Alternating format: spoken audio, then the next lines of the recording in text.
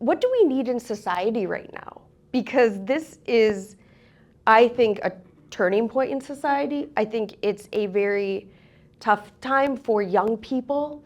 And I think we have a lot of really wonderful people here who can make impacts in our community, or, you know, around the state, around the globe, truly, because of the people here. What do we need people to be doing? Yeah, well, I think, like, speaking of society, I think we have two interesting things going on, and one of them is always going to be going on to some extent. But the first one is we really do live in an addictive society. So we live in a society where everything from our phones to, you know, everything's available to us all the time. And so there's always some drug of choice that's available and more and accessible, and children are being raised with all that accessibility without any, you know, without learning perhaps even how to be present, right, with themselves.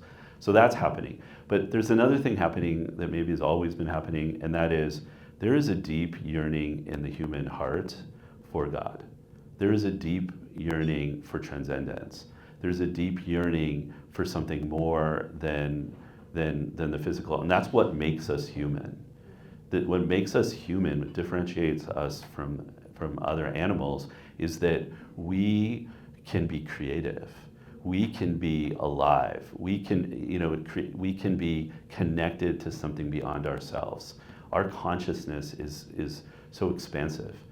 You know, it's when we go deep within our heart, there's a whole universe, right? And Christ is there, and I think we have this longing, and we see that. So no matter how bad things get, you might say, I mean, it's so interesting that right now there's a kind of a resurgence. There's the numbers, I think it's more with men than women, but young men and women, like, being interested in the faith.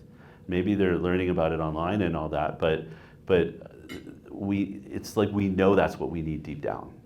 So I think the opportunity to find ways to bring that to people so that they can see, yeah, here is your other option. You don't need to disconnect from your body. No, your body's beautiful. You don't need to numb out your feelings. Your feelings are important and transformative.